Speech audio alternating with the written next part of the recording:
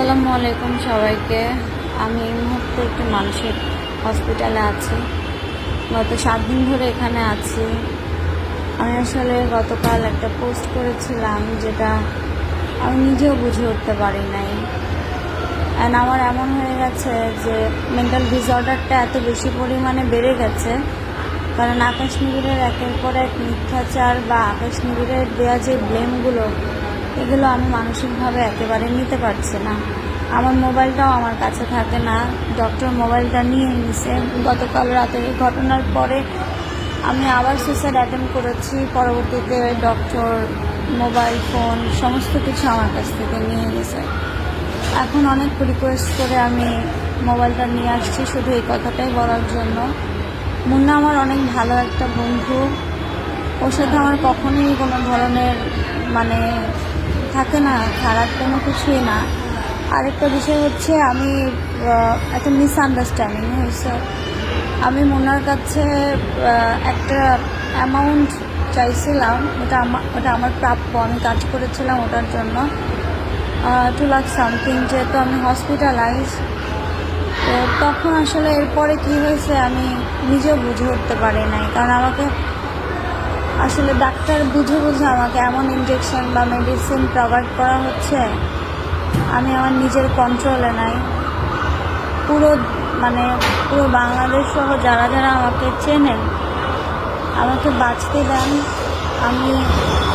আমি সুস্থ হইতে চাই, আমি এই ডিসঅর্ডার থেকে বের হইতে চাই।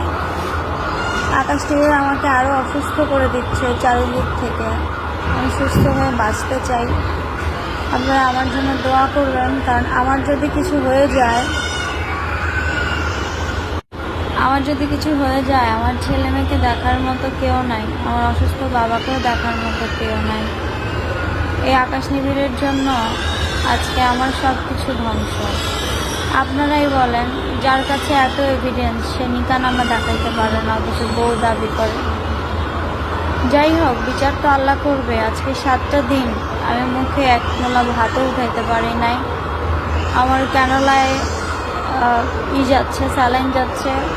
ডক্টর আমাকে আজকে ভয়ও দেখাইছে যে নল লাগাবো। আর আমি জানি না আমার কতদিন হসপিটালে থাকতে হবে, এবং আমাকে এক পাও হসপিটালের করিডোর থেকে বেরোতে দেয় না। এটা হচ্ছে একটা মেন্টাল হসপিটাল, লাইক যে কেচি গেটের মতো। তো আমি আসলে রাতে বুঝতে পারি নাই। আর যেহেতু পরবর্তীতে আমাকে ইনজেক্ট করা হয়, সুইসাইড অ্যাটেম্প নিয়ে ইনজেক্ট করা হয়, দেন আমার আর কোনো হুঁশ থাকে না। ওনার প্রতি আমার রিকোয়েস্ট, আমি জানি না মুন্না, আমি আর ফেসবুক চালাচ্ছিও না, অ্যাপস যেটা দিয়ে এখন ভিডিও করছি এটার অ্যাপস ফলানো। আর আইফোন নিয়ে গেছে, এটাও নিয়ে যাবে, এটাও নিয়ে যায়।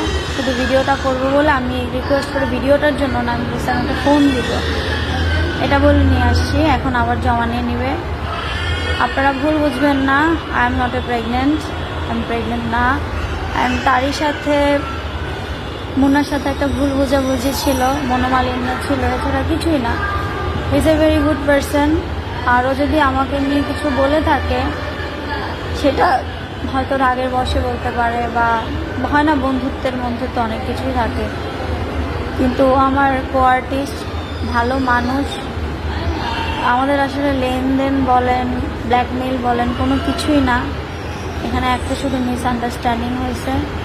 সবাই আমার জন্য দোয়া করবেন। কতদিন এই হসপিটালে আমাকে রাখে বা থাকতে হয়, এটা ডিপেন্ড করছে আমার মেন্টাল কন্ডিশনের ওপরে। যেহেতু গতকাল রাতেও আমি অ্যাটেম্প নিয়েছি, এখন ডক্টর বলেছে যে ডক্টর আরও করা হয়ে গেছে। যখন কালকে রাতে অ্যাটেম্প নিয়েছি, এরপরে আরও করা হয়ে গেছে। এটা আসলে এই হসপিটালের রুলস। তো সবাই আমাকে মাফ করে দিয়েন। যদি বেঁচে থাকি, আমি এখান থেকে বেরোতে পারলে স্বাভাবিক জীবনযাপন করতে পারবো। আদারওয়াইজ মনে হয় না স্বাভাবিক জীবনযাপন করতে পারবো। আর আমার জন্য কারো ক্ষতি হোক, এটাও আমি চাই না। আমি আমাকে গুটিয়ে নিতে চাই। প্রয়োজনে ফেসবুক প্রোফাইল ডিলিট করে দিতে বলবো। এক্সেস তো আমার অ্যাডমিন প্যানেল আছে, তাদেরকে বলবো ফেসবুক ডিলিট করে দিতে। আমাকে আসলে মানসিক অনেক বড় রুগী বানায় ফেলছে এই কথিত হলুদ সাংবাদিক আকাশ নিয়ে। আমার জীবনটা আমি কোথায় আছি, আমার সন্তানরা কোথায় আছে কিছুই আমি জানি না। মুন্না খান, আই এম এক্সট্রিমলি সরি। ভালো থাকো তুমি বন্ধু, বাচ্চা বউ নিয়ে।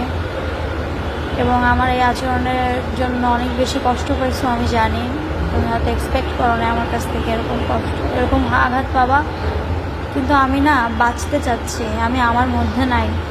আমি আসলে কখন কি বলছি, কখন কি করছি আমি নিজেও জানি না। দ্যাটস ওয়াই ফোনটাও আমার কাছে থাকে না।